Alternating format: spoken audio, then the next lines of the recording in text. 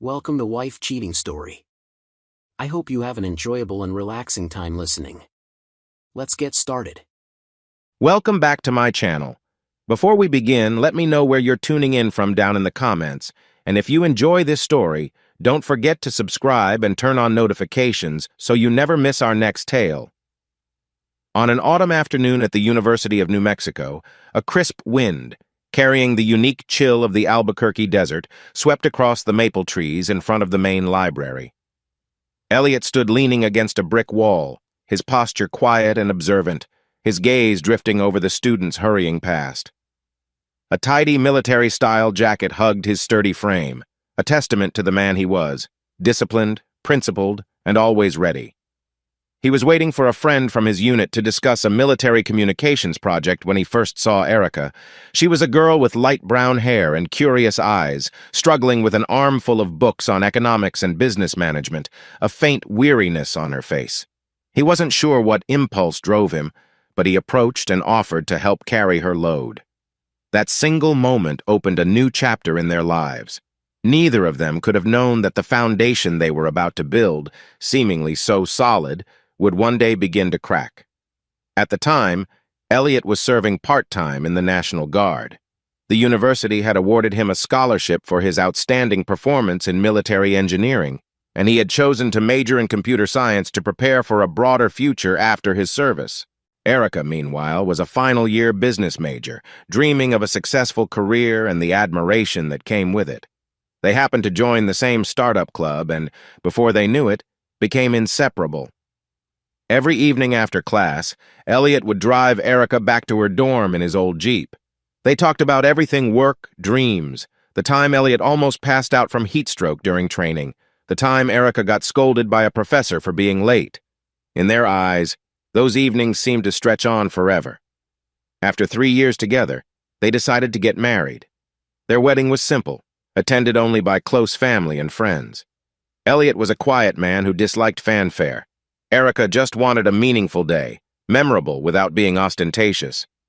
Despite the small guest list, the atmosphere was warm and sincere, filled with the heartfelt blessings of those who loved them. A few months later, Elliot received a full-time position at a military base in Albuquerque. Having lived here for school, the area was familiar to them both. The desert landscape dominated by the sprawling Sandia Mountains, the roads that remained clear even during rush hour. They rented a small house on the east side of the city, close to the base. It was a 2-story home, painted a pale cream color, with a front yard of cacti and a few clusters of wildflowers, modest but cozy. On the day they moved in, Elliot methodically set about installing a security system, a habit ingrained from his profession. He painstakingly mounted each camera, adjusted the angles for optimal coverage, and wired the cables himself, double-checking the backup power supply. Erica sometimes laughed watching him. "You could just hire someone to do that, Elliot." He would only shrug. "I want to do it myself. Make sure it's done right. It gives me peace of mind." This meticulous, almost rigid caution was part of his nature, but Erica found it sweet. She knew it came from a deep-seated need to protect his family, to safeguard their little world. He was just as meticulous with their finances.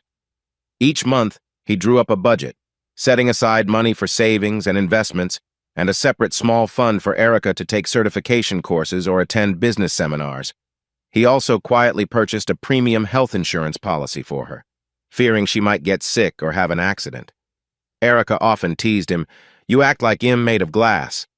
Elliot would just smile, his eyes warm. Though he could seem distant, his care always manifested in the most practical ways. Erica was grateful for his thoroughness. "I'm so lucky to have a man like Elliot," she once told a friend. "He's not flashy, but he always makes me feel safe." It was true. Anyone who met Elliot for the first time saw a man who was mature beyond his years, calm in the face of any problem, and never one to criticize or judge. Yet it was this same quiet, internal nature that sometimes made it difficult for others to know what he was truly feeling. Elliot's work on the base mostly involved cybersecurity. He spent hours in a vast, server-filled office, monitoring data flows, patching system vulnerabilities, and writing classified reports. On nights when he had to work a late shift, he would unfailingly text Erica, reminding her not to stay up too late, or call just to hear her voice before he could rest. He built this routine like an unbreakable rule, and through it, Erica always felt his simple but sincere love. Everything was placid until the small signs began to appear. At first, it was just Erica waking up earlier than usual. She said she wanted to join a morning yoga class to stay healthy and clear her head. "I don't want to get stressed out by work," she explained. Elliot nodded in agreement, thinking his wife was simply trying to find a better life balance. Then he started to notice how she would furtively check her phone before quickly putting it away, or place it face down on a table if he walked into the room. One time, Elliot came home early and found Erica hastily closing her laptop. When he gently asked about it, she said it was just a sensitive work email she didn't want him to see. She had never been secretive about her job before. A seed of unease was planted in Elliot's mind, but he tried to brush it away, telling himself it was just a baseless worry. Her habits continued to shift. She began coming home later, citing the need to finish reports or meet with clients. The change coincided with new projects her real estate firm was launching, so Elliot reassured himself. "She's just trying to build her career. I shouldn't stand in her way."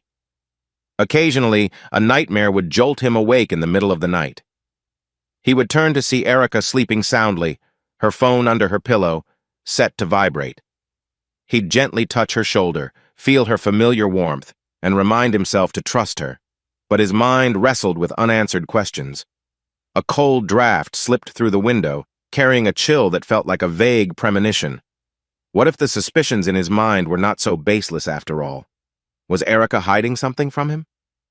The small house they had decorated together, with its warm cream walls and white pebbled walkway, stood silent. But inside, invisible fractures were beginning to form in the air. Elliot leaned back on the sofa, the quiet of the house feeling like a silent alarm. He didn't know how he would face it if all his fears turned out to be true. As for Erica, in her moments alone, she sometimes felt a pang of guilt. She knew Elliot loved her deeply and would do anything to protect their marriage, but something else was pulling her away. She craved glamour, challenge, and the validation of being in a crowd. She sometimes wished Elliot were more aggressive in sharing bold dreams or professional ambitions, or would at least take a real risk for once. But he was always composed, always choosing the safe path. The invisible distance between them seemed to grow, even if no one on the outside could see it. At dusk, over dinner, they exchanged brief pleasantries. "How was your day?" Elliot would ask. Erica would smile. "It was fine, a little tired, but fine." On the surface, everything was calm. Beneath, a storm was gathering. That night, Elliot tried to hide the worry in his eyes. He decided not to rush for answers, but to wait. He didn't know yet that this patience would eventually lead him to a different kind of precipice, a place where his emotions would be pushed to their limits and the values he held dear would be brutally tested.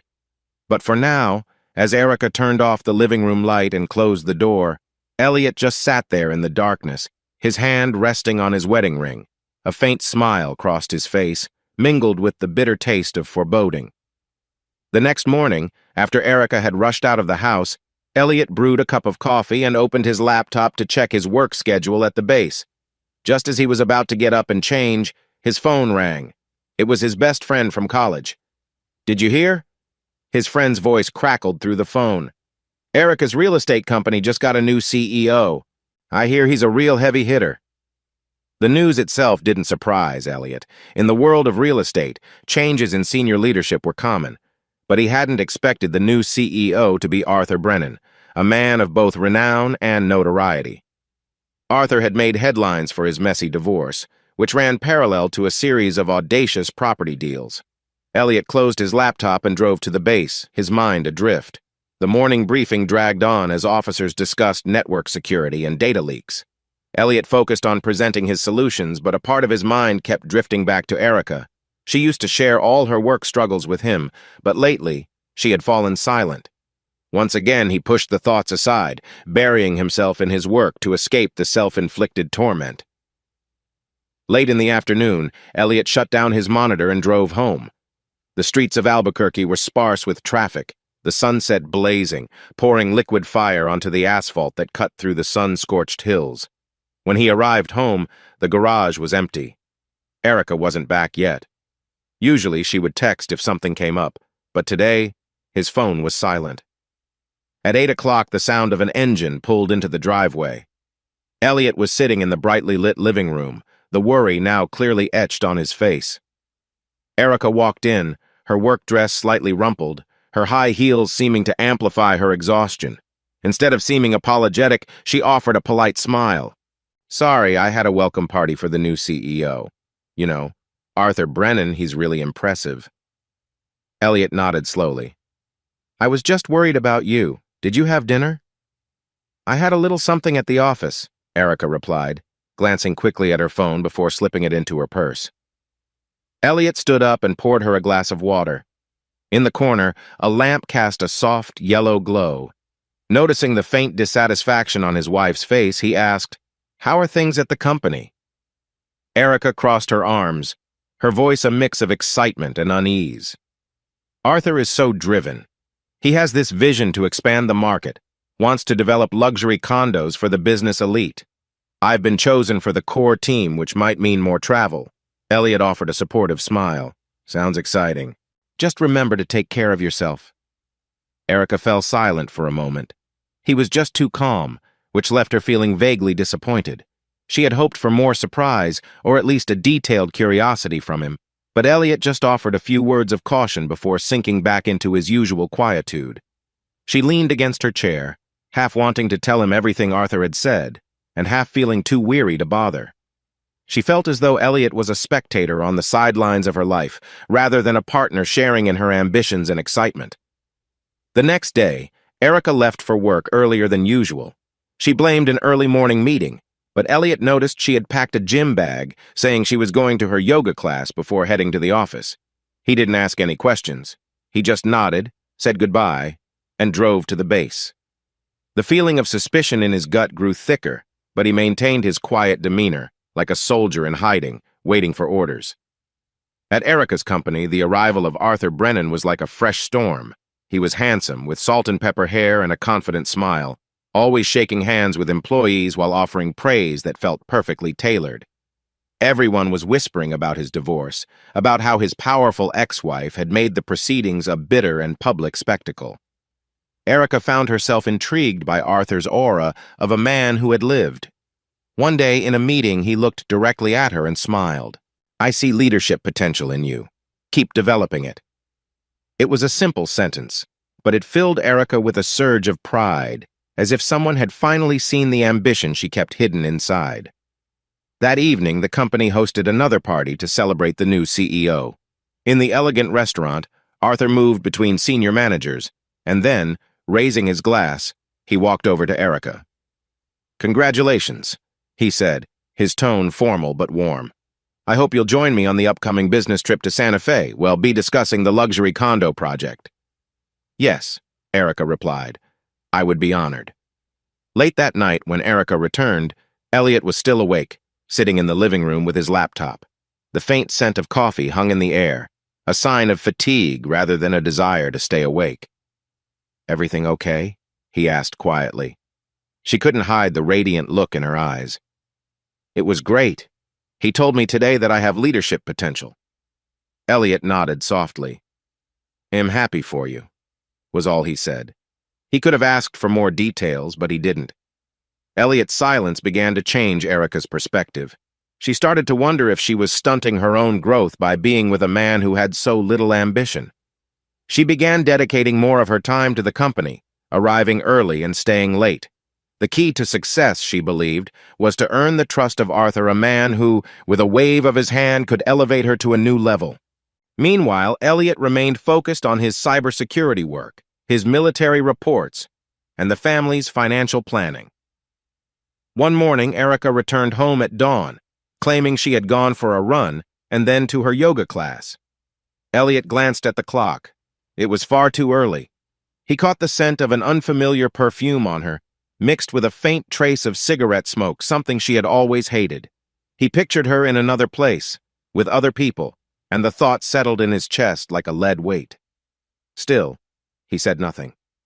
Like the desert surrounding Albuquerque, his exterior seemed arid and motionless, but beneath the surface, a seismic shift was quietly gathering force. In his small office on the military base, Elliot stared intently at the internal network monitoring screen. Work continued as usual, but his mind was a tangled mess of other concerns. The previous night, he had noticed an unfamiliar Wi-Fi device in the family router's log. The MAC address didn't match his or Erica's phones or laptops. Elliot slowly typed a command, pulling up the connection history. The unknown MAC address had appeared at unusual times early in the morning when Erica claimed to be at yoga, and several times late at night. A sharp, cold glint of suspicion flashed in Elliot's eyes. Instead of making a scene, he quietly took notes, deciding he needed more information. The military had taught him a critical lesson. The more you rush, the more you risk failure. Sometimes, the most skilled operative is the one who knows how to wait. That night, after Erica was fast asleep, Elliot discreetly checked the security cameras he had installed around the house. He had also placed a tiny hidden camera in the living room, angled just enough to see the front door. As he scrolled through the past 3 days of footage, at first he saw only the mundane: Erica coming home from work, changing her shoes, putting away her bag. But then, on one of the recordings, a man appeared while Elliot was gone. It was midday, a time when Erica had told Elliot she was at the office finishing paperwork. The image on the screen was all too familiar. Arthur Brennan, in his immaculate suit and salt-and-pepper hair, standing with an air of relaxed confidence. Elliot watched as Erica led Arthur inside. 10 minutes later, they emerged, both focused on a phone screen. Erica was smiling while Arthur spoke, resting a hand gently on her shoulder. Elliot sat motionless, the desk lamp casting his face in a somber, muted light, like the dead calm before a storm. The meeting had been brief, and Erica had noted it in her planner as a strategy session. But from the way Arthur looked at her, Elliot knew. This wasn't just about work. A few days later, Erica claimed she had to work late again. Arthur reappeared on the camera feed. This time, Elliot noticed their gestures were more familiar, a little too casual. While nothing was explicit, he couldn't deny the feeling of his heart being squeezed in a vice. He had once believed their marriage was a fortress. Now he could see the cracks spreading across its walls. Outwardly, Elliot showed no sign of his discovery. He woke up early to make breakfast and tidy the house just as he always did. When Erica came home, he asked just enough questions to seem caring, then retreated to his office. This calculated indifference made Erica too hesitant to ask him anything. In his mind, Elliot was devising his own strategy. He wanted to see just how far she would go. One evening, Elliot opened the shared laptop they used for movies and documents. A hidden folder on the hard drive caught his eye.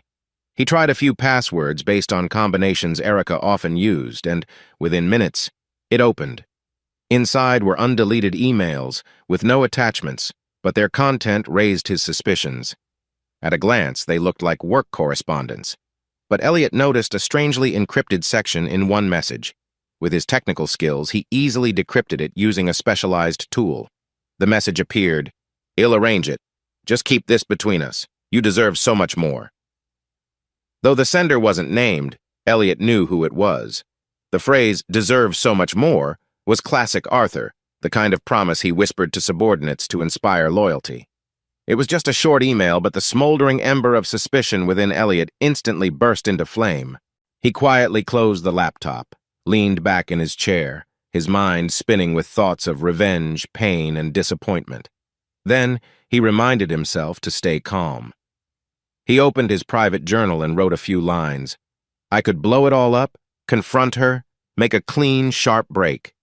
But that would be too easy for her, and it would destroy my self-respect. I want to see if she will walk to the very edge of her mistake. Only when she hits rock bottom will she understand the value of what she threw away." The pen moved across the page, each word reflecting a cold, sharp wisdom. In that moment, Elliot saw himself transforming into a patient predator, standing in the shadows, watching his prey walk into the trap. He didn't know if he could calmly watch everything fall apart, but he decided he couldn't stop now. Not yet. Saturday morning, the Albuquerque sky was gray, heavy with an unexpected rainstorm. For the past week, Erica had often come home late, or even stayed overnight for business trips, so Elliot was no longer surprised. It was his day off, so he woke early, made coffee, and sat waiting for his wife to return. It wasn't until the clock struck 7 that the front door creaked open. Erica entered, still in yesterday's work clothes, her hair disheveled, her steps heavy with exhaustion. Elliot watched her in silence, setting his coffee mug down. Erica avoided his gaze and started for the stairs, but he spoke. "Do you want some breakfast?" She just shook her head, her voice strained. "I just want to sleep. I'm so tired." Elliot gave a slight nod and said nothing more. He didn't hound her or question her like a jealous husband would. His detached calm made Erica even more uncomfortable. She couldn't understand how he could be so stoic. That afternoon, when Erica woke up, Elliot was gone. She looked around the house. Everything was immaculate, as if there were no signs of a fracture between them. She opened her laptop to check her work email. In the trash folder, a strange-looking email caught her eye and she froze. Glancing at it, she guessed that Elliot had found something. A wave of anxiety washed over her, but she quickly dismissed it. He probably doesn't know anything. He doesn't care about this stuff anyway. In the evening, Elliot returned. He was carrying a bag, his face an unreadable mask. The rain outside continued its steady patter. He set his umbrella down and went straight into his office. Erica heard the click-clack of his keyboard, a knot of unease tightening in her stomach. Perhaps she simply didn't want to believe that he could keep everything so perfectly contained if he knew the truth. That night, they ate dinner together as they always did, but almost in complete silence. Around 10, Erica went to bed while Elliot remained in front of his laptop, its blue light illuminating his face.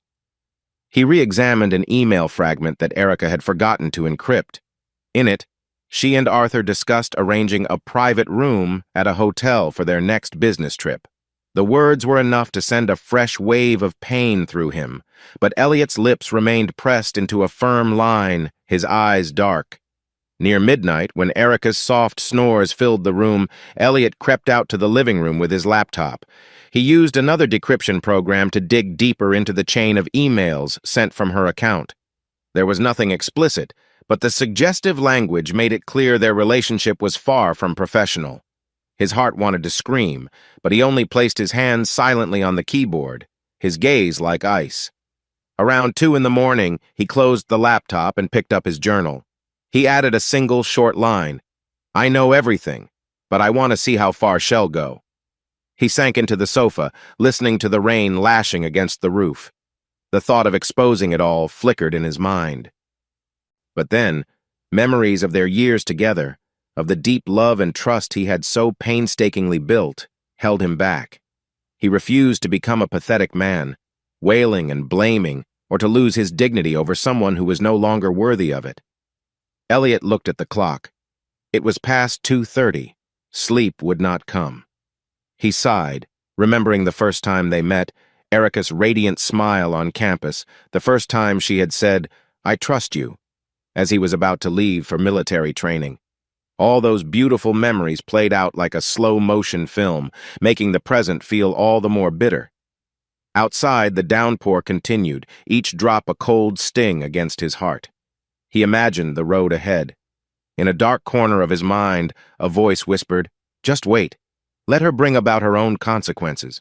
It wasn't in Elliot's nature to be vengeful or manipulative, but the pain of betrayal, combined with his innate composure, was turning him into a cold observer. From now on, he would count every one of Erica's missteps, and if she fell, he would not be there to catch her. The night passed to the roar of the rain, a deluge typical of the desert when seasons change. Elliot finally drifted off on the sofa, a fitful sleep, his soul still on watch, tracking every movement in the darkness. Upstairs, Erica tossed and turned, lost in a formless dream. She saw Arthur's triumphant face, Elliot's hollowed eyes, and then herself standing between the two men. A clap of thunder startled her awake, sweat beading on her forehead. She was alone. She sat up and looked out the window. The Albuquerque night was still dark, the rain unrelenting. It was then she realized she had stepped into a gray zone from which there was no return, a place where the sanctity of her marriage had been broken and love was no longer what it once was. Time moved on, and no one knew what winds would follow this torrential storm, or what illusions they would blow away.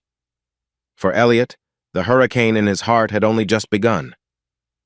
Sunday morning, the sky was clear after the night storm. A cool breeze drifted through the open window, rustling the cacti in the front yard. Inside, Erica dressed in casual clothes, planning to go out for groceries. She hoped to find a moment to say something to Elliot. But when she came downstairs, she found him sitting with his arms crossed, watching the news on television with a look of detached interest. Though he tried to act natural, the tension in the room was thick enough to cut with a knife. Erica hesitated, then set her purse on the table. "Elliot," she began softly. "Are you okay?" He turned to her, his face devoid of expression. "I'm fine." The way he said "I," cold, formal, sent a chill down Erica's spine. She opened her mouth to say more, but found she had no words. Finally, she left in silence, leaving Elliot alone with his chaotic thoughts. That evening, Erica returned home looking drained. She hadn't gone far or done much, just wandered through shops and sat in a quiet cafe, trying to sort through her feelings. When she got back, she took a deep breath, steeling herself to face Elliot one more time.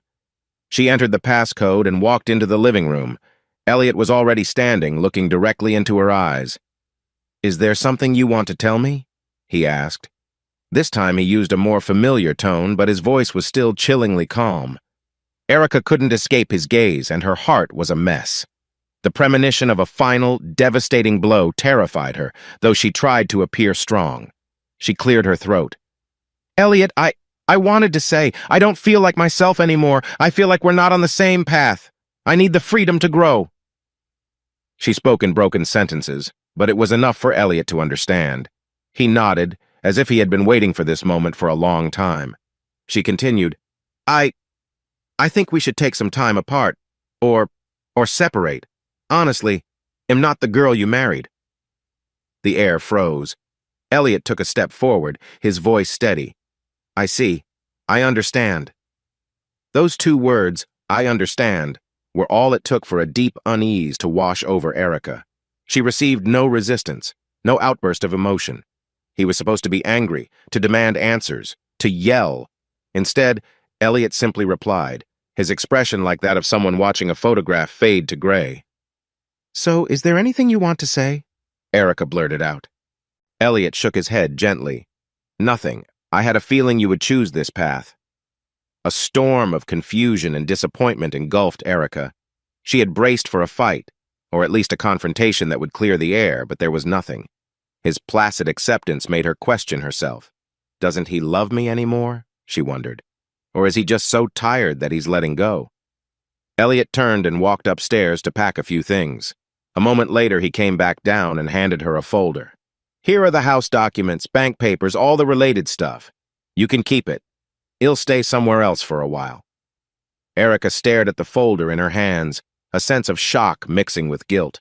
She had never imagined Elliot would let go so quickly, but deep down she also felt a sense of relief, as if she had finally found the freedom she had been craving.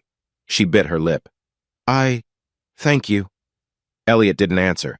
He just walked past her and out the door. It clicked shut behind him, leaving Erica standing alone in the silent living room. In that moment, she knew their marriage had officially come to an end. Less than a week later, Arthur rented a penthouse in downtown Albuquerque and invited Erica to move in with him. The luxurious high-rise overlooked the entire glittering cityscape. The wind on the rooftop made Erica shiver, but she felt a thrill of excitement. Arthur handed her a key, a warm smile on his face. "Welcome to the life you deserve."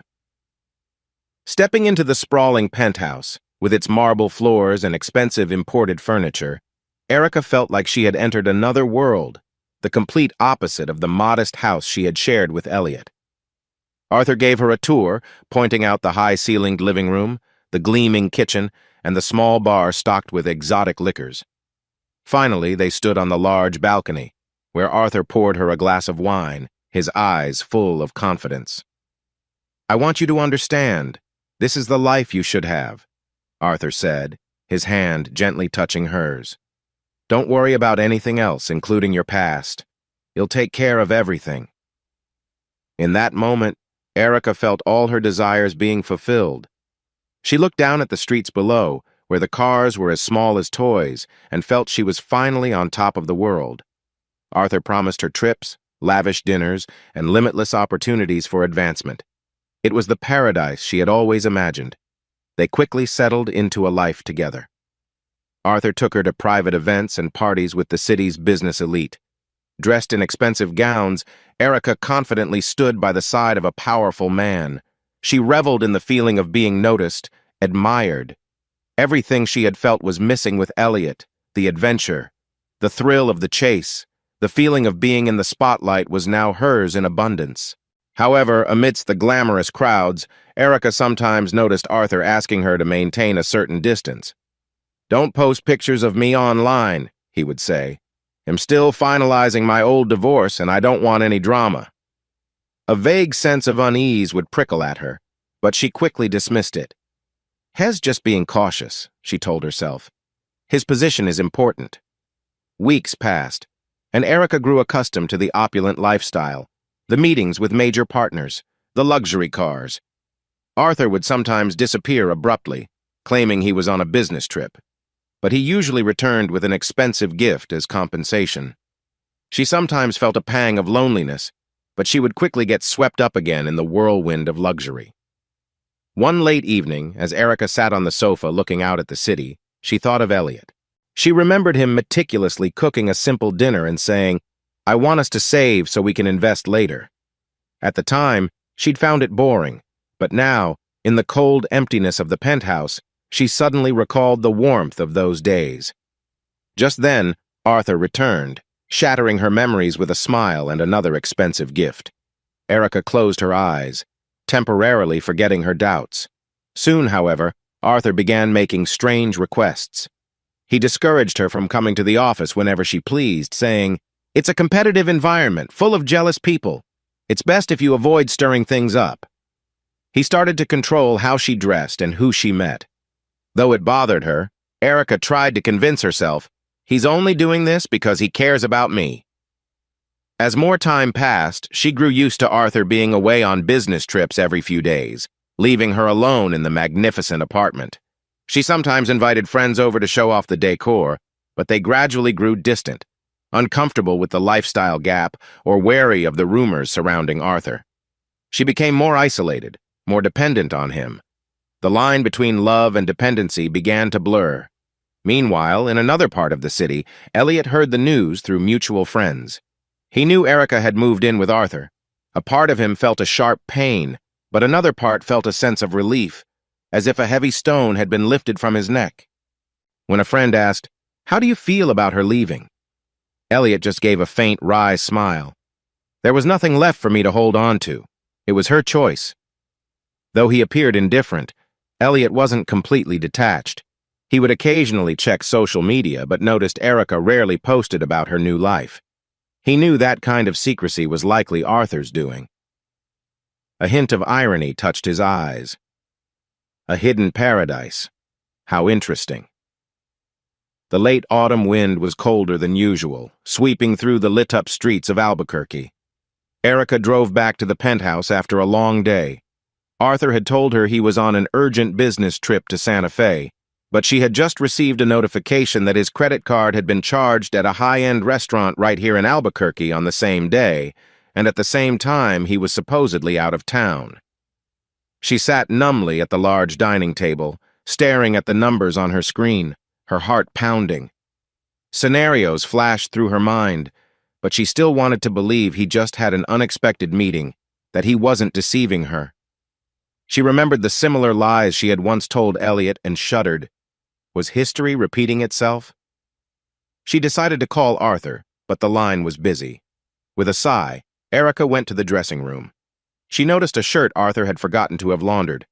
On the collar was the strong scent of another woman's perfume. It wasn't hers. Erica clutched the fabric, a wave of anxiety rising in her.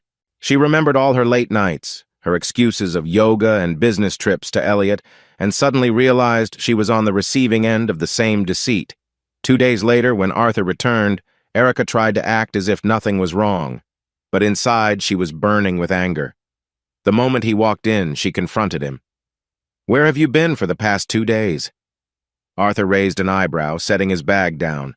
"I told you, a business trip with partners in Santa Fe." Erica pressed on. "Then why was your credit card charged at a restaurant in Albuquerque? And there was perfume on your shirt." Arthur shrugged, completely unfazed. "Are you jealous? You were the other woman once. Surely you know a man like me values his freedom. Besides, this is just business. It's how things are done."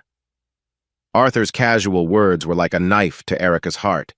He didn't even bother with a decent excuse, but callously reminded her that she had been the other woman in his own marriage. And now she was jealous? Arthur shook his head. "That's absurd. You should know your place." Erica was stunned into silence. So in Arthur's eyes, she was just another conquest. All the sweet talk about how she deserved more and how he didn't want to see her get hurt now sounded like cruel mockery. She had walked away from her own marriage to chase after this man. On what grounds could she possibly blame him now? The air grew thick and suffocating. Arthur changed his clothes and walked out without another word, leaving Erica in turmoil. She sank onto a chair, realizing she had gambled everything on a dazzling fantasy. For the first time, she was terrified of her own choices. Her hand trembled as she picked up her phone. She scrolled to Elliot's name and paused. For a moment, she wanted to call him, but then she put the phone down. She knew he couldn't soothe her now. He had every right to despise her for betraying him first. The next day, Arthur left on another business trip. Erica stayed behind, clinging to the faint hope that he would change. She was terrified of losing another anchor in her life. But this time, she had no Elliot to go back to. She was the one who had said, "I want to be free." The rain began to fall again, just as it had on the night Elliot discovered the truth. Erica was alone in the cold penthouse, frantically scrolling through her phone, hoping for a message from Arthur. Suddenly, a text came through from Arthur's number. "Last night was amazing. Let's meet at the same hotel again." The message wasn't for her. The phone indicated it had been sent to the wrong number.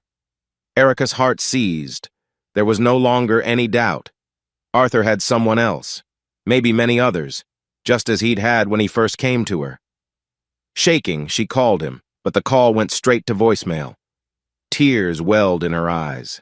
Erica leaned her head against the sofa, replaying the scenes of how she had deceived Elliot with her own lies, her excuses of yoga and business trips.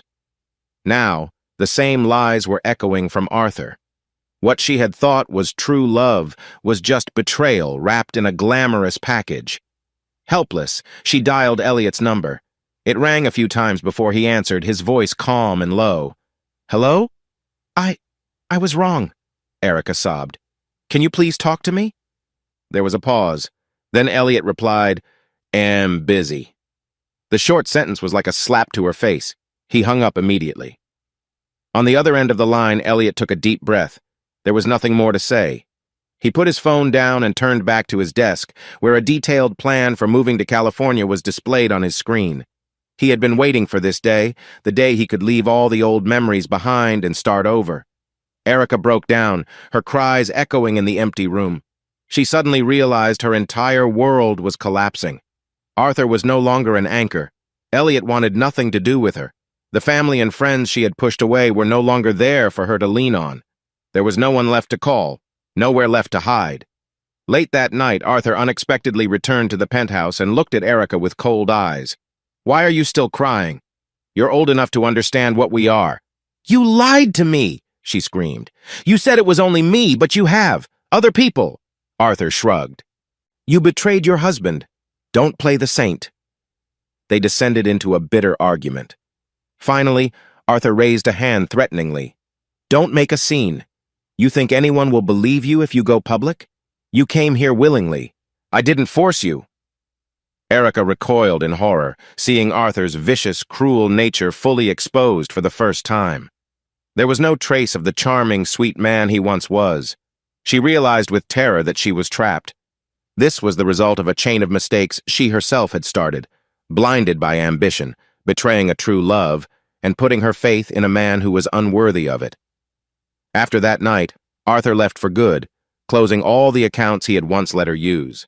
She was abandoned in the lavish apartment like a discarded toy, left to face a series of disasters at the company, where Arthur had left behind a trail of financial scandals.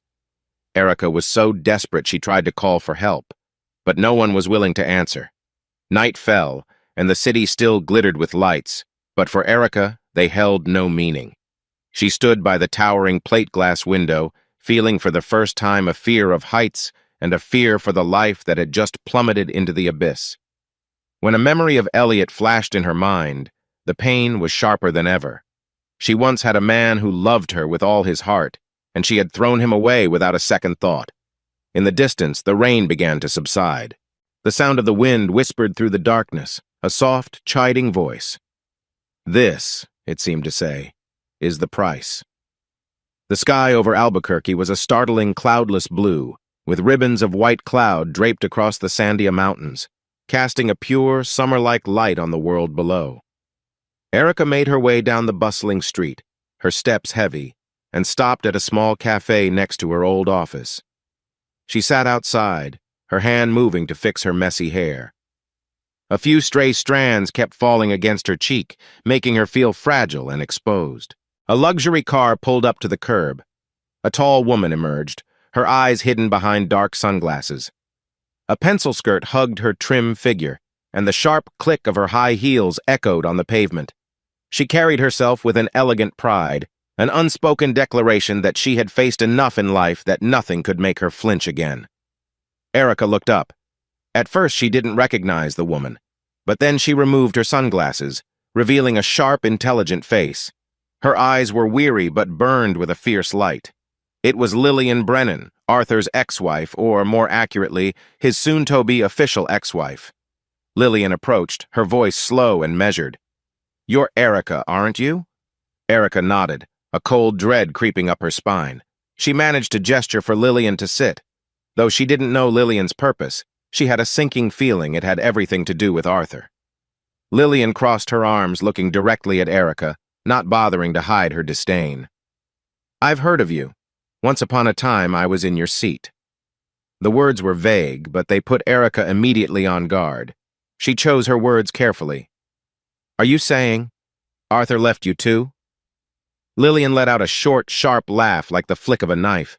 She pulled a file from her purse, placed it on the table, and gently pushed it toward Erica. "I was married to Arthur for 4 years, and I foolishly thought I had it all. The truth? He's addicted to the conquest of women. He keeps several on the side at all times. You think you're an exception? I'm sorry, my dear, but Arthur doesn't love anyone but himself." Erica flipped through the pages. She went numb. Credit card statements, photographs of Arthur with other women at hotels, flirty text messages. It was all compiled by a private investigator Lillian had hired when her suspicions began. Erica didn't need to read to the end to understand. A cold sweat beaded on her forehead. Her hands trembled.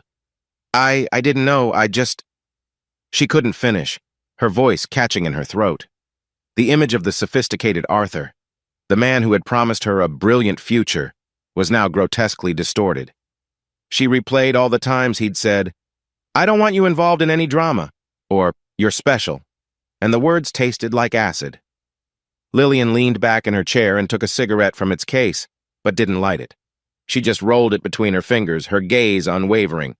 "I'm not here to fight or blame you. I wanted out of this marriage a long time ago, but you should prepare yourself. He won't stop. Arthur uses women to polish his image to have a support system when he needs one. He's not sincere with anyone."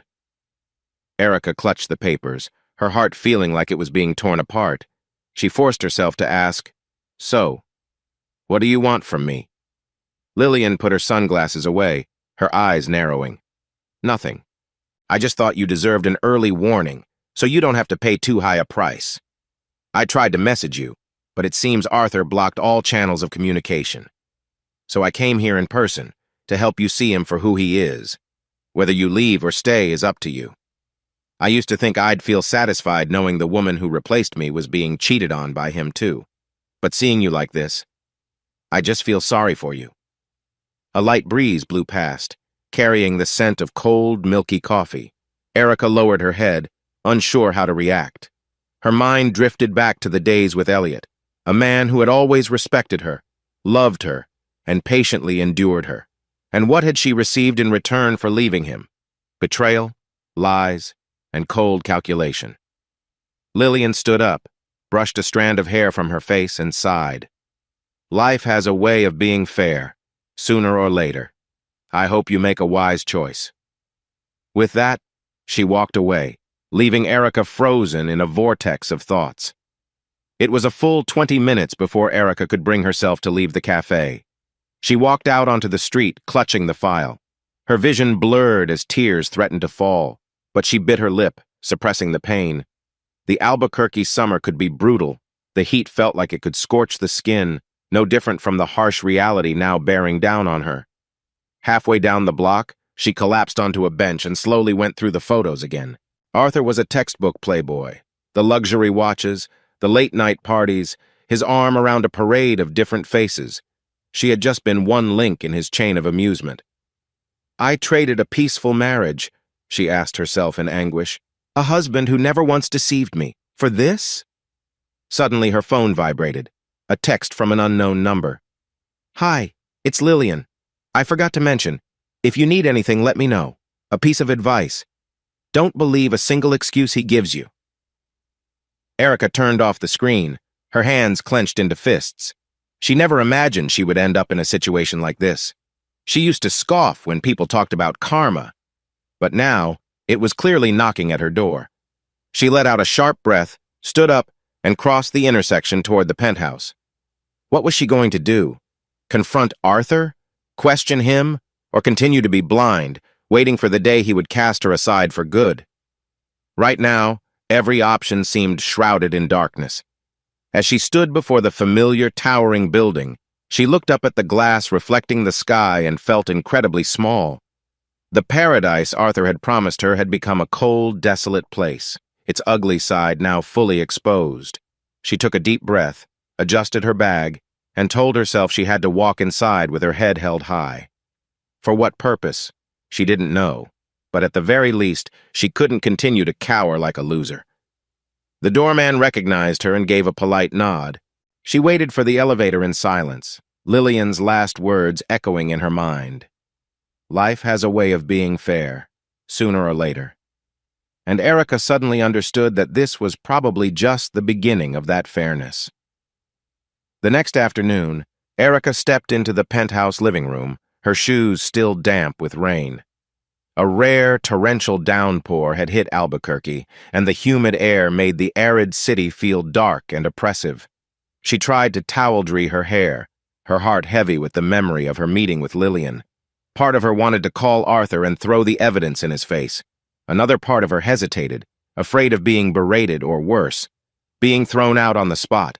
After all, where was she? In his apartment, paid for with his money. Just as she turned off the music, her phone screen lit up. A new message from Arthur. Her heart pounded as she opened it. But the message wasn't for her. Last night was amazing. See you at the old hotel again. She froze.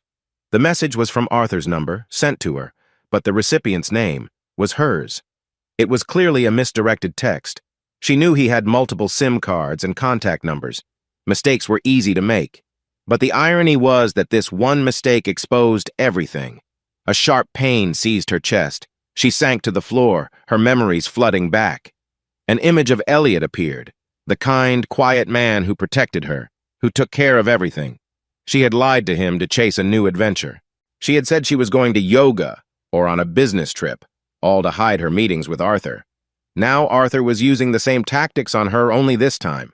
She was in a much deeper hole, dependent on him for her finances, her home, her reputation at work. The rain pattered against the balcony doors like 1,000 needles pricking at her sorrow. She wanted to scream, to break things, to call him and yell, "You're a monster!" But her throat was tight and tears streamed down her face. She remembered how Elliot must have felt, how much pain he must have been in if he had ever found a similar message, and he had known. He had known it all and had borne it in silence. Her hand shaking, Erica found Elliot's number and dialed. Can you talk to me?" she stammered. The line was silent for a few seconds. Then Elliot's voice came through, low and cold. "I'm busy." And he hung up. The short sentence ripped her heart to shreds. What had she done to deserve such a dismissive reply? Thinking of Elliot only intensified her self-loathing. She had made too many mistakes. What right did she have to ask him for help? Suppressing a sob, Erica staggered to her feet and ran into the bedroom. The room was cold, the plush bed she had once proudly shown her friends now feeling like a soulless prop. Her phone screen was still lit, displaying Arthur's message, repeating the same line. Last night was amazing. It was a verbatim echo of texts she had once sent Arthur while she was still Elliot's wife. This entire nightmare was on repeat, only this time, she was the victim. An hour later, the rain subsided. Outside the glass, the sky was gray, faint lightning flickering in the distance. Erica sat motionless on the edge of the bed, remembering the last civil conversation she'd had with Elliot. It was the evening she had calmly told him she wanted to leave. He had stood perfectly still, his face strangely calm. "I understand." She had been disappointed then by his lack of resistance. Looking back now, she realized he had understood all too well. He understood she had chosen the wrong path, and he was just the victim left behind. Just then the phone rang. Erica picked it up, thinking it was Arthur, but it wasn't. A bank representative informed her that the credit card account Arthur had provided her had been frozen. Not just one, but all associated cards, including her shopping and personal expense accounts. She stammered, asking why, only to receive a curt reply. "We received a closure request from the primary account holder. I'm sorry, Mom." Erica felt the room spin. Had Arthur just cut off her lifeline? The penthouse was in the company's name, a company Arthur controlled. Lillian's words from yesterday came rushing back. "I'm just warning you. The decision is yours." Was this the moment Arthur was kicking her out? She scrambled to her laptop and tried to access her company email, but she couldn't log in. Her account had been locked or the password changed. She broke into a cold sweat, unable to believe her eyes. Then her phone buzzed again, this time with a notification from the real estate firm. "You are requested to temporarily suspend your work to cooperate with an investigation into misconduct related to projects managed by Arthur Brennan." Erica felt like she was in free fall. She grabbed her phone and tried to call Arthur dozens of times, but she couldn't get through. The automated voice just kept repeating, "The number you have dialed." Her chest was so tight she wanted to scream, but the sound was trapped in her throat. A sudden cold gust of wind blew in from the balcony, whipping the curtains. Erica stumbled over and slammed the glass door shut. The rain had stopped, but the air was still thick with a sense of foreboding. She finally broke down, letting her makeup run in black streaks down her face. This was the day she had sensed was coming, but she never thought it would arrive so quickly. Arthur, the man who had held her and whispered, "You deserve so much more," had now vanished without a trace, blocking all communication, freezing her cards, and severing every tie. She had once mocked Elliot for being too gentle, too lacking in ambition. But now, she understood which man had truly respected his wife, which love had been worth cherishing. As darkness fell, the sprawling penthouse grew colder. Erica wandered numbly through the rooms, her fingers brushing against the gleaming walls that had once been her pride. Now, everything seemed to mock her. She realized that without Arthur, without his money, she had nothing here. A text message chimed. It was an official notice from the company. Arthur Brennan was under investigation for major financial fraud, linked to a series of phantom contracts. Erica was considered an accomplice, or at the very least a participant in signing off on them. Her mind reeled. Arthur had asked her to sign a few documents, assuring her they were just partner formalities. It turned out she had been a pawn in his game all along. Sinking to the floor, Erica took a shaky breath. She thought of her mother, of Elliot. She wanted to scream, "Save me, help me." But she knew she had no right to beg. She had walked into this mess herself. Now she had to pay the price. The night sky outside was pitch black, the city lights flickering with indifference. Erica stood up, opened the front door, and left the penthouse unlocked. She took the elevator down to the ground floor and stepped out onto the street with trembling hands. The rain had started again, a light drizzle that the wind whipped into her face, stinging her eyes. With no purpose and nowhere to go, she ran into the downpour, hoping the water would wash away the pain. But she knew better. Nothing could erase this wound except facing it herself, and she finally understood. Karma, the debt she had created, had come to collect, colder and more ruthless than she could have ever imagined. There are nights when a person is jolted awake by the sheer weight of their own life. For Erica, that was the night she clutched her phone, pleading for Elliot's help. She had no home to return to, having been effectively kicked out of the penthouse. Her clothes, her bags, all her valuables had been bought by Arthur. She was afraid that if she went back, security would block her at the door. With no one else to turn to, she called Elliot. It was close to midnight, the streets nearly empty. The phone rang, and then Elliot's voice, hoarse with sleep, came on the line. "Erica, why are you calling me at this hour?" She choked back a sob. "I was wrong. I've lost everything. Arthur disappeared. He froze all the accounts. I have no one to talk to. Elliot, please, just listen to me for a minute." The other end of the line went quiet. After a long moment, Elliot replied, his voice still calm. "I'm busy." And he hung up, without another word. Erica stood by the side of the road, under the dull yellow glow of a streetlight.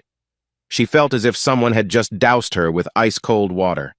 An image of Elliot flashed in her mind, his gentle face, now cold.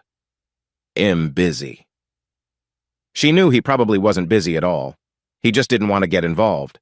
She had treated him like an old, worn-out door, and now she was back, begging to be let in. Her hands shaking, she sank onto the steps of a closed shop. Tears streamed down her face, carrying with them a flood of memories. If Elliot had gotten angry, if he had yelled at her, it might have been easier to bear.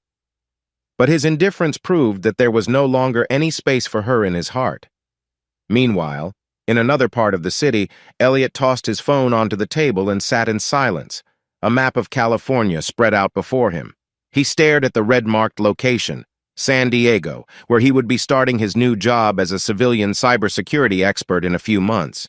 Next to the map, his laptop displayed his moving plans, apartment listings, and even a few applications for youth scholarships he was planning to volunteer as a teacher after work.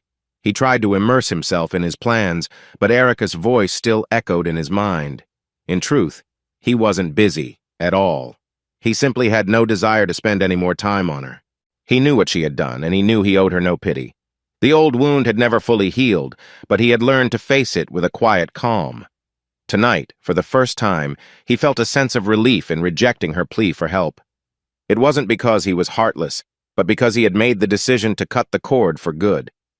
The sky outside his window was as black as ink, the streetlights a faint yellow. Elliot turned off his desk lamp, letting the darkness envelop him. He closed his eyes and let his memories drift. Long ago, Erica had smiled and said, "I like you because you're so kind, so reliable." And then she had trampled on that very trust. If she was struggling now, he could only see it as life teaching her a lesson. He didn't need to lift a finger. A dry, cold wind slipped through the window frame. Elliot opened his journal and wrote a few short lines. "She is tasting what she once served. This is not my revenge, but the consequences of her own choices." He stopped writing and closed the book. Looking through the glass, he saw his faint, lonely reflection. But inside, he felt lighter than he had in a long time. The obsession with Erica, with the betrayal, seemed to have lost its weight. The next day, the sun shone brightly. But inside the real estate firm where Erica worked, the atmosphere couldn't have been darker. Arthur had officially vanished without a trace. The accounting department had discovered countless forged documents and embezzled funds. The company's leadership issued an urgent memo demanding that all employees involved in Arthur's projects cooperate with the investigation. Erica, who had once boasted of her close relationship with the CEO, was now the primary focus of suspicion. She walked through the company lobby, her colleagues' eyes a mixture of curiosity and contempt. People whispered, "She was sleeping with the boss. She must be involved." "I heard he dumped her. You reap what you sow." Erica, who had once strode proudly in expensive dresses, now just wanted to hide her face and avoid every gaze. The head of Human Resources called her in and handed her a letter of suspension. "You are under suspicion of aiding and abetting Arthur. Stay home and await the official investigation. If you can't prove your innocence, you could be sued." Erica tried to explain, but the words were stuck in her throat. She remembered all the times Arthur had said, "We just need to sign a few papers, don't worry." And she had signed them without reading the fine print. Now the company suspected she knew all about the fraud. She was penniless, with no allies and nowhere to turn. She realized with a bitter pang that no one was going to defend the woman who had stolen the boss's husband only to get tangled in a scandal. That afternoon, Erica wandered the streets. The wind and sun whipped at her face. Her bank account was empty, and she couldn't return to the penthouse. She called a few friends for help, but everyone made excuses. Some offered a place to sleep for a night out of pity, but no one was close enough to share her pain. In her desperation, she thought of her mother. Her mother had warned her once, "You were blessed to marry Elliot." "Don't be a fool." She hadn't listened. With no one else left, she called her mother, her voice weak. "Mom, can I come home?" There was a moment of silence, then her mother sighed. "Come home." Late that night, Erica took a bus to the suburbs, where her family's old, quiet house still stood. The yellow light spilling from the windows made her long for the time before her marriage, when she was just a dreamy young girl, unburdened by the world. Now she was returning not as a successful daughter, but as a loser pushed around by life. Her mother opened the door, stared at her for a long moment, and then said one simple sentence: "You did this to Elliot. Now you're getting it back." There was no more scolding, no more comfort. Her mother turned and went inside, leaving Erica to stand alone on the threshold, tears streaming down her face. In her old bedroom, everything was the same: the single bed, the old bookshelf, a family photo in the corner. She pulled out an old suitcase and found a leftover wedding photo of her and Elliot. They were beaming, holding hands, with the sunny university campus behind them. She remembered that day so clearly. He had gently kissed her forehead and said, "I promise I'll always protect you." It all felt so far away now. The suburban night was quiet, filled only with the chirping of crickets. Erica sat on the edge of her bed, staring at the wedding photo, her heart filled with regret. She could have chosen to stay with a decent man, to build a simple happiness, but she had chased a fantasy of wealth and now had hit rock bottom. She knew her mother loved her, but she couldn't hide her disappointment. And Elliot, he surely didn't want to hear from her ever again. Clutching the photo, she finally began to sob, the sound echoing quietly out the window, a release of all her pent-up pain. In that moment, she realized she was more alone than ever. And this, she suspected, was only the beginning of the price she had to pay. Time passed quickly, but for Erica, each day dragged on, devoid of hope. She hardly dared to leave her room, afraid to face her mother's cold expression. Occasionally, her mother would knock and leave a plate of food, but she never asked any questions. It seemed she believed her daughter had to learn to pick herself up on her own. About a week later, one morning, Erica received a notification from the real estate company. "The penthouse Mr. Arthur Brennan rented for you has been repossessed. The contract was in the company's name and is no longer valid." Erica read it and gave a bitter, quiet laugh. She had expected it. Arthur had completely cut her off. The luxurious penthouse was now just a hazy memory. All she had left was this small room in her mother's house, 4 old walls holding the remnants of her childhood. That afternoon, her mother came in, her voice flat. "What are you going to do?" the company called. "They want you to complete your testimony regarding Arthur. If you're truly not involved, you should face them." Erica lowered her head, her hair falling over her face. "Yes, I know. I'll go." Her mother looked at her, said nothing more, and just shook her head slightly. Before she left, she repeated her refrain, "You did this to Elliot. Now you're getting it back." Erica remained silent, not arguing. She knew she had no right to defend herself. As evening fell, Erica slowly walked out to the backyard, where a bougainvillea vine her father had planted still grew. The spring air still had a slight chill. She sat on the steps, thinking about the past. How long had it been since she was last here? Her blind race for money and fame had ended with her falling into an abyss, leaving her with nothing. Suddenly, she remembered Elliot. He had loved the bougainvillea. He had watered this very vine with her, laughing on holidays. She could almost see the two of them, in their 20s, wearing faded jeans, their hands smudged with dirt, but their smiles radiant.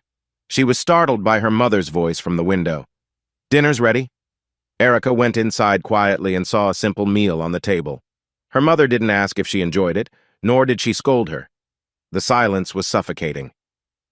After eating, Erica helped her mother clean up, then returned to her room and tossed and turned all night. In a dream, she saw Elliot walk past her, his expression placid, holding the hand of a strange woman. The next morning, she decided to go to the company to give her official statement. From the moment she stepped through the doors, a heavy silence fell. A few colleagues glanced at her as if she were a stray animal. The HR director led her to a conference room where she faced an entire committee. They interrogated her about her role in Arthur's phantom projects. She sat in her chair, offering little resistance, and recounted every detail. When they asked, "Did you know about the financial fraud?" she answered honestly, "No, I only signed what Arthur asked me to. He said it was a legal formality." Her answer was met with skepticism. One person sneered, "You were so close to him, and you didn't know anything?" At the end of the meeting, Erica walked out, her head spinning. She passed a former colleague, someone who had once admired her for catching a rich CEO. Now their eyes were full of contempt. "Finally hit rock bottom, huh? I guess you know how wrong you were." Erica just forced a smile. She had no energy left to explain. She quietly returned to her mother's house. When she arrived, her mother was hanging laundry in the yard and said nothing, but Erica noticed she had made a pot of chicken soup and left it on the stove. Her mother's love was still there, she just no longer expressed it with words. Night fell, and Erica lay awake, unable to sleep. She could hear the TV in the living room broadcasting the local news. The anchor's voice was crisp. "Arthur Brennan, former CEO, is now wanted in connection with large-scale financial abuse." She wondered, where is he now? Fled the country? Hiding somewhere? The thought of the man who had once claimed to love her, who had promised her the future, now filled her with disgust. She squeezed her eyes shut, tears streaming down her face. Across the hall, her mother was also awake, likely hearing her daughter's sobs, but she didn't go in. She was letting her daughter face her mistakes alone. About a week later, one late afternoon, as the weeds by the roadside swayed in the setting sun, Erica left her mother's house. She needed to breathe, to go somewhere to clear her head. Her mother didn't ask where she was going, just watched her daughter's hurried silhouette disappear down the lane, her expression one of helplessness. Erica didn't know why, but her feet led her to the west side suburb where she and Elliot had once lived. Memories flooded back. The first time they rented the small house, painstakingly fixing it up, installing security cameras, planting a few cacti. Happiness had been so simple then, and she hadn't known how to cherish it. She walked down the old street, her heart aching with familiarity as she recognized the turn that led to Elliot's house. The house was still there, small and cream-colored, with a few potted cacti blooming with yellow flowers in the front yard. From a distance, Erica could see Elliot's figure, bent over, tending to the plants. He was wearing a gray t-shirt and khaki pants, his frame still sturdy but with a hint of weariness. She had once loved this image so much, an Elliot of few words, but warm and forgiving. She hesitated at the gate for a moment, her heart pounding. Unable to stop herself, she quietly opened it and stepped inside. The creak of the iron gate made Elliot look up. He saw her, and in the fiery glow of dusk, his brow furrowed slightly. Erica recognized the distance in his eyes. It was the look one gives to a familiar stranger. She spoke softly, her voice trembling. "Elliot, I have no one else to talk to." He was silent, setting the watering can down. He looked at her for a few seconds. Then he replied, his voice not angry, not resentful, just stating a fact. "You had me once, but you chose someone else." The simple sentence was like a knife to her heart. She took a deep breath, wiping away a tear. "I know. I just wanted to apologize, to let you know that I was wrong, and I've lost everything." Elliot tilted his head slightly, keeping his distance. "I know you've lost everything, but why did you come to me? Hoping I'd take you back, forgive you, help you? The truth is, you just need someone to listen, because no one else wants to listen to you anymore, right?" Her voice broke. I don't deserve your forgiveness, but I still wanted you to know. I regret it. The sunset blazed, painting the sky in fiery colors that reflected in Erica's weary face. Elliot remained resolute, not moving closer. He saw the tears rolling down her cheeks, but he no longer felt the urge to wipe them away or comfort her. All his past feelings had run dry. The pain was gone. Now, all that was left was a calm, almost detached state of being. Erica stood there, feeling the heavy silence.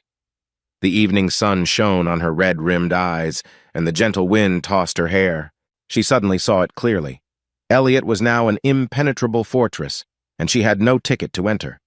After a moment, Elliot turned and bent down to pick up a dry leaf. He spoke quietly, without looking at her. "You should probably go. It's getting late." She nodded, not knowing how to hold on any longer.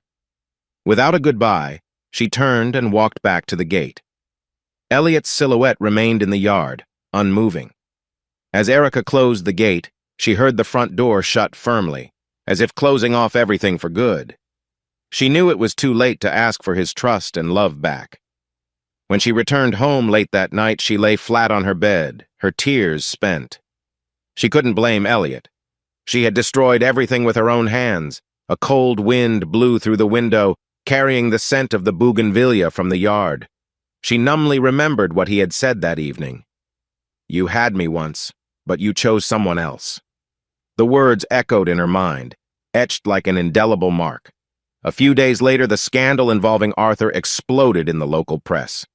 News outlets reported that he had been caught embezzling company funds, manipulating business deals, and potentially defrauding a string of investors and employees. Victims came forward to tell their stories, and Arthur's reputation crumbled.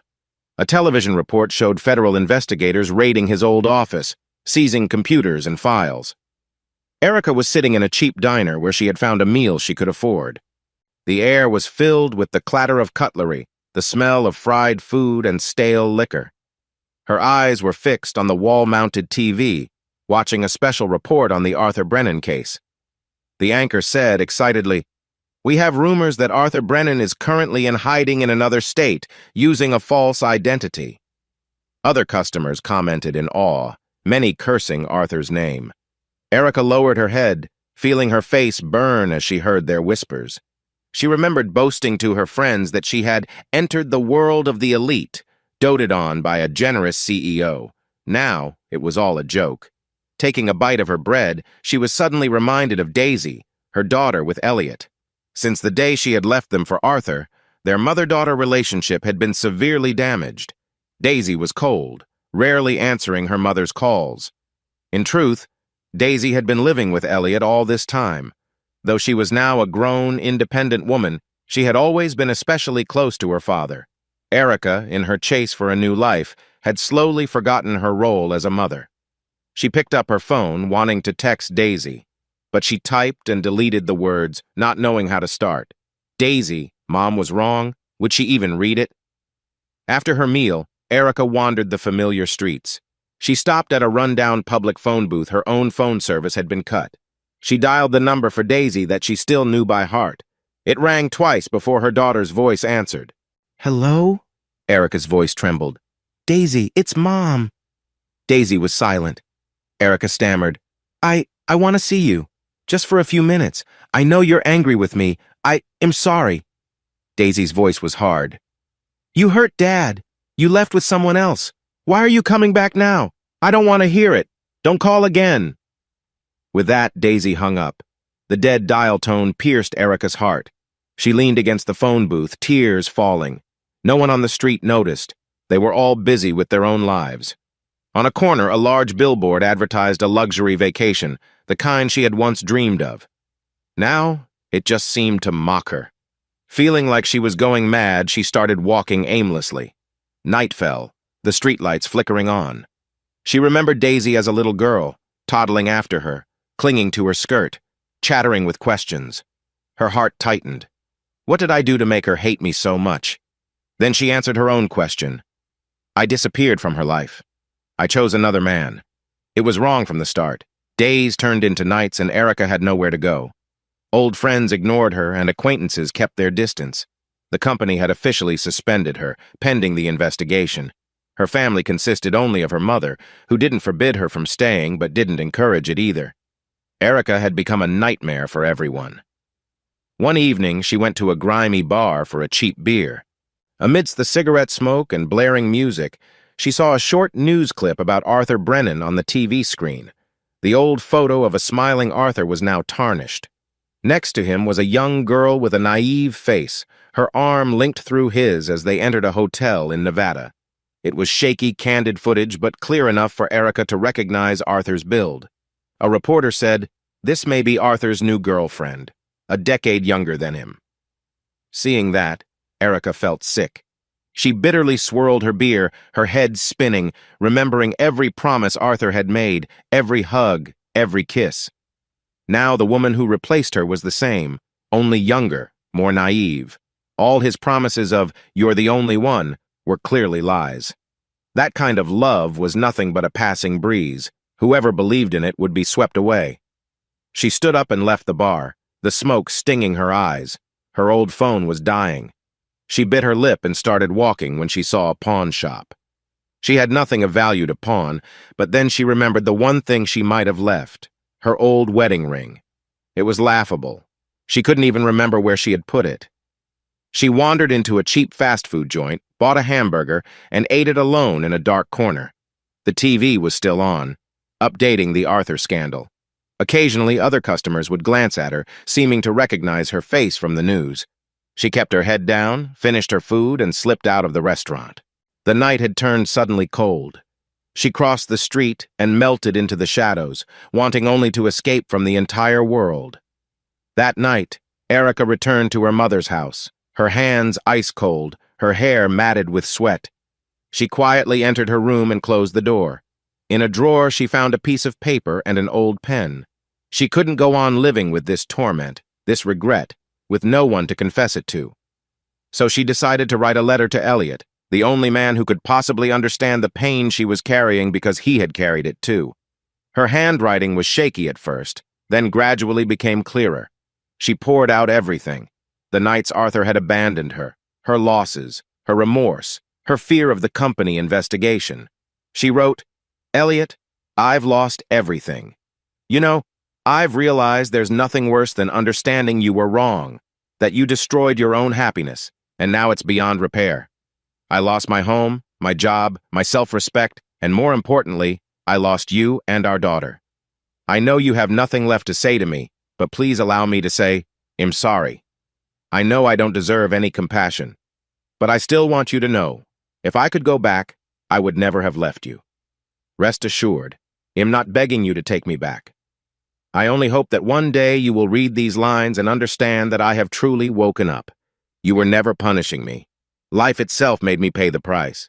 Cruelly fair, you once said, right? I feel it now. I wish you peace, Elliot, because I know that peace is the most precious thing, not fame or fortune." After signing her name, she folded the letter, placed it in an envelope, and carefully sealed it. Early the next morning, she took a taxi to Elliot's house and quietly slipped the letter into the mailbox. She knew he would read it, even if he threw it away immediately after. That afternoon, when Elliot came home from work, he saw the envelope in his mailbox. Recognizing the familiar handwriting, he opened it and sat on his porch to read it. The sun was setting, casting a golden light on his face. He sat in silence for a long time, feeling the desperation in Erica's words. Yet, there was no softening in his heart, only a quiet understanding. He knew the storm that was tormenting her, but he would not extend a hand to shelter her. She had chosen this path herself. Elliot put the letter in a drawer, then opened his journal and wrote a single line. "She is not being punished by me. Life itself has done it cruelly fair." He closed the book and shut the drawer. Outside, the sunset faded, the last rays of light lingering on the windowsill. A gentle breeze passed, carrying the dry scent of the desert. Elliot stood up, locked the door, and left the house in silence. He was closing the chapter on his past, ready for a completely new future, unburdened by resentment.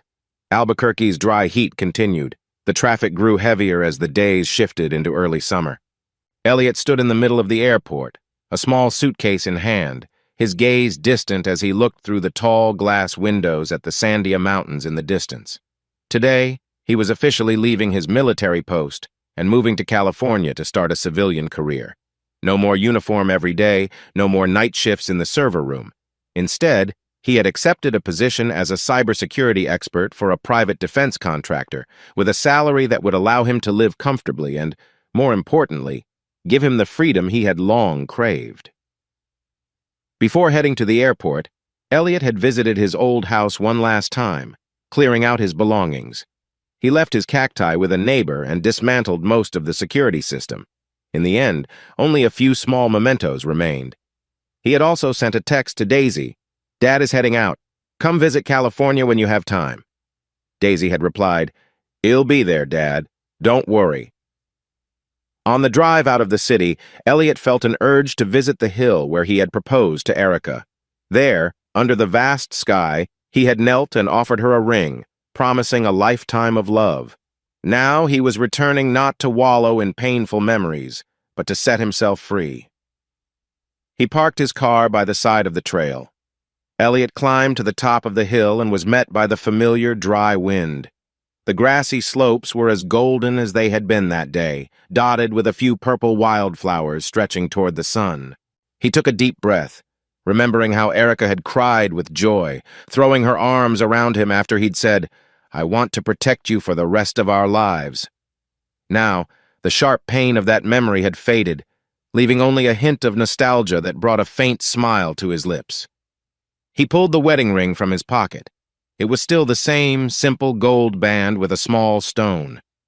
He looked at it for a moment, then placed it on the large rock where he had once knelt.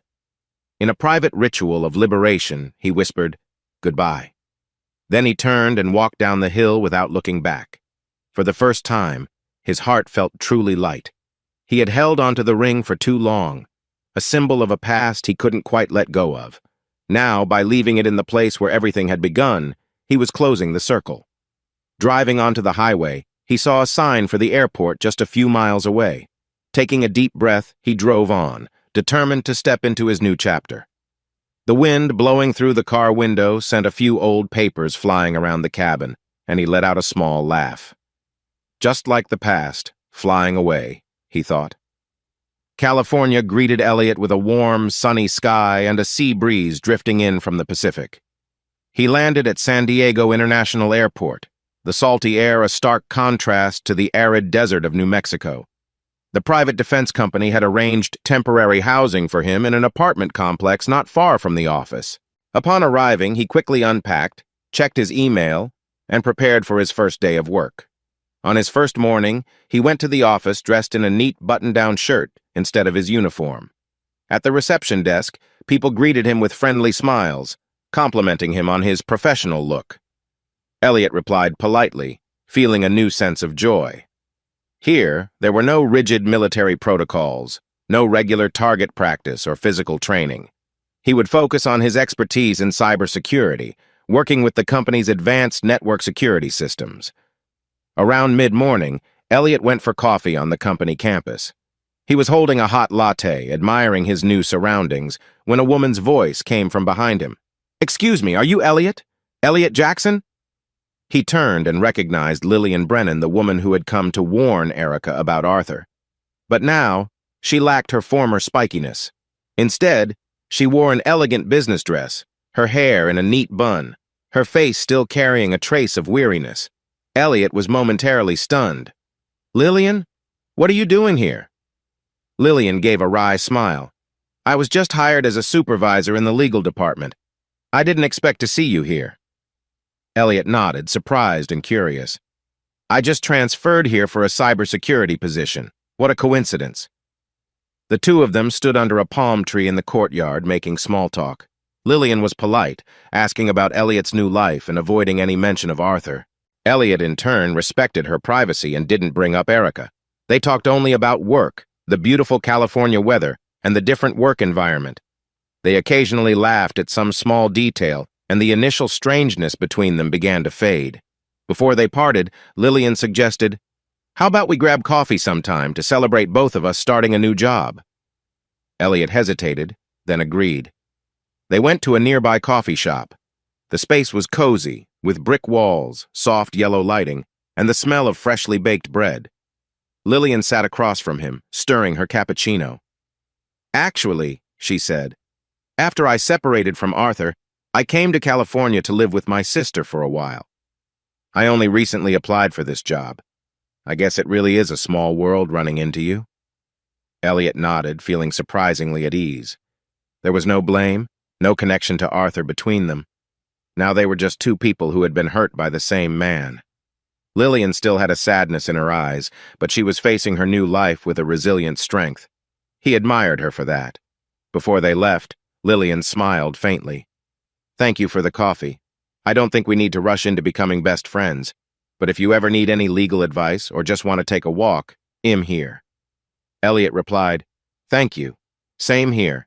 If you need any help with security, don't hesitate to find me." They exchanged a look of understanding. It wasn't the spark of a new romance, but the quiet empathy of two souls who had been deceived. Lillian smiled, waved, and walked toward the parking lot. Elliot stood there, looking up at the California sky, the sun warm on his shoulders. He felt a sense of peace. It wasn't because he had new feelings for someone, but because he realized that life was still full of people who had been through hardship, who understood loss, and who were willing to connect. Elliot's new life in California was slow-paced, but meaningful. Every morning he drove to the office, where he would sit in the server room, checking logs, writing security software, and planning cyber attack prevention for the defense company. His colleagues valued his meticulousness and deep knowledge. After work, he would stop by a nearby community center that was looking for volunteers to teach basic computer skills to teenagers. Elliot signed up to teach 3 times a week. The center was in a bustling residential area, filled with kids of all backgrounds, Black, Latino, Asian.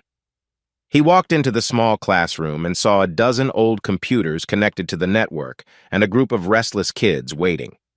When they saw Elliot, they all started talking at once. "Are you the new teacher? Do you know how to code games?" Elliot smiled gently. "A little, but first, let's learn the basics, okay?" Gradually, the kids warmed up to him, liking his patient teaching style and how he would carefully help them with their mistakes. One boy named Raul, 15, was fascinated by hackers and how to break into systems. Elliot showed him some simulation programs and talked about professional ethics. The boy's eyes lit up. "So I could become an ethical hacker?" Elliot nodded encouragingly. "Absolutely, if you work hard." After class, Elliot would often stay behind to water the flower beds around the center. He found that touching the earth, caring for plants, felt just like when he had tended to his cacti in Albuquerque, but this time he carried no heartache with him. Some of the elderly people in the neighborhood would come to chat, praising him for his kindness. He would just smile and exchange a few words. At home, he cooked for himself, sometimes making extra to share with his elderly neighbor who lived alone. Elliot began to find joy in such simple things.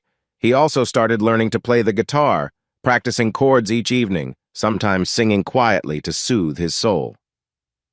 One weekend afternoon, while at the community center, Elliot received a call from Daisy. He answered, and his daughter's voice was full of excitement.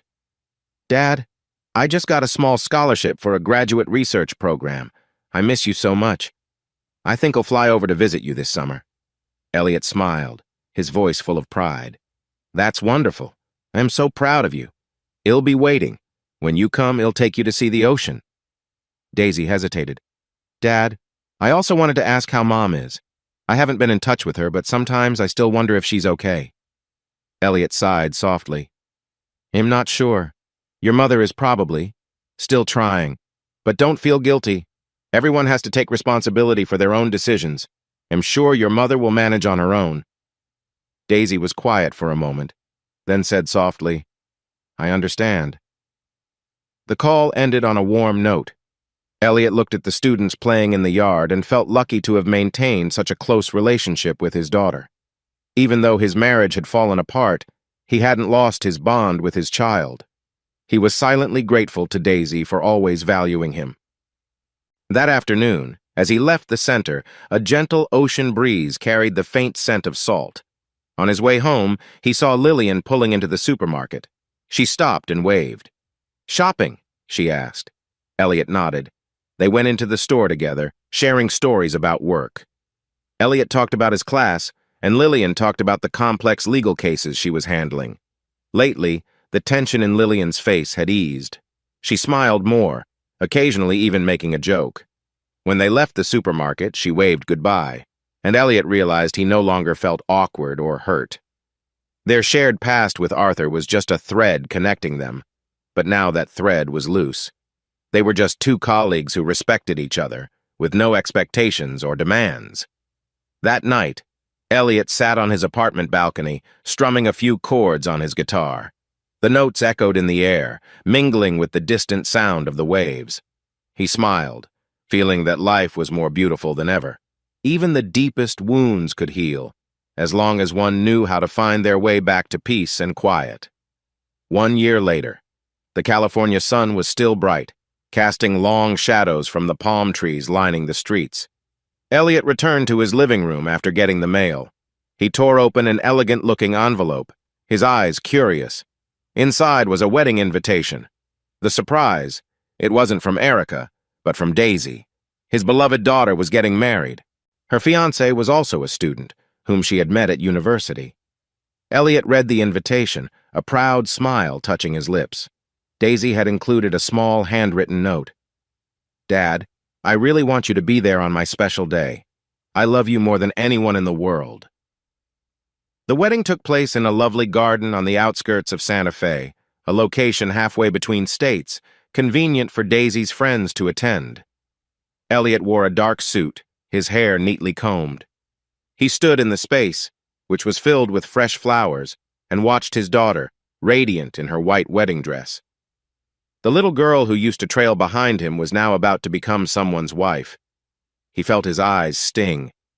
Soft music played as guests filled the chairs lining the silk-draped aisle. Daisy walked down, arm in arm with the groom, her face glowing with happiness. After the vows were exchanged, Daisy took the microphone to say a few words of thanks. She spoke of her father. "In my life, my dad is the one who taught me about loyalty, about calmness, and about how to forgive. I am prouder of him than anyone in the world." Elliot was speechless, his heart tightening with emotion.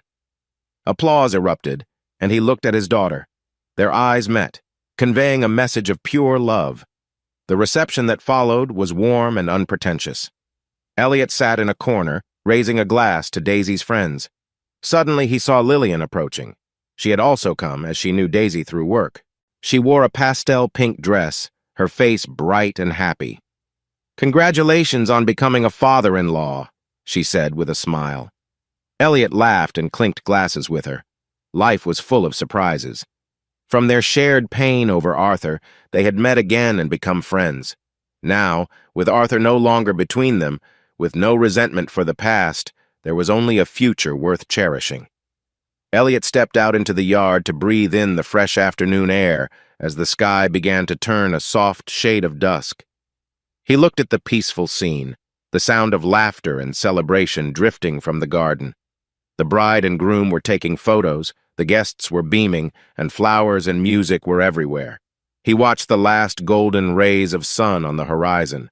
A memory from long ago washed over him. The intense days of military training, the nights spent deciphering Erica's emails, the shock of her leaving him for Arthur. And the moment he had left his wedding ring on the rock, saying goodbye to his past. It all felt like a distant dream, a story that had long since ended. He let out a soft sigh, a wistful smile on his face. Now there was no resentment, only gratitude for a life that had given him a chance to start over, to become stronger, and to find peace. Daisy was happy, and he was content. He had a stable job and a simple but meaningful life. He was fulfilled. Perhaps this was karma, having finally come full circle. Erica had learned her painful lesson. He had chosen forgiveness, not with words, but by living a peaceful life, not letting the past consume him. As the sun set, the sky was painted in shades of purple and pink. Elliot stood quietly in the yard, admiring the beauty of nature. The gentle sound of a guitar drifted from the garden. Daisy and her husband were dancing, and the guests were clapping along. Elliot smiled, took a sip of his fruit juice, and let the evening breeze run through his hair. In the end, the most precious thing in life was peace. He realized that there was no need to lower himself to seek revenge, no need to spread bitterness. Because sometimes justice arrives on its own. Those who do wrong will pay the price, and those who are hurt need only to stand firm, to give new happiness a chance to find them. On the horizon, the sun finally disappeared behind the mountains, leaving a spectacular afterglow. Elliot took a deep breath, filling his lungs with the clean air. A contented smile spread across his face as he slowly walked back toward the brightly lit garden, where his daughter was celebrating the greatest day of her life.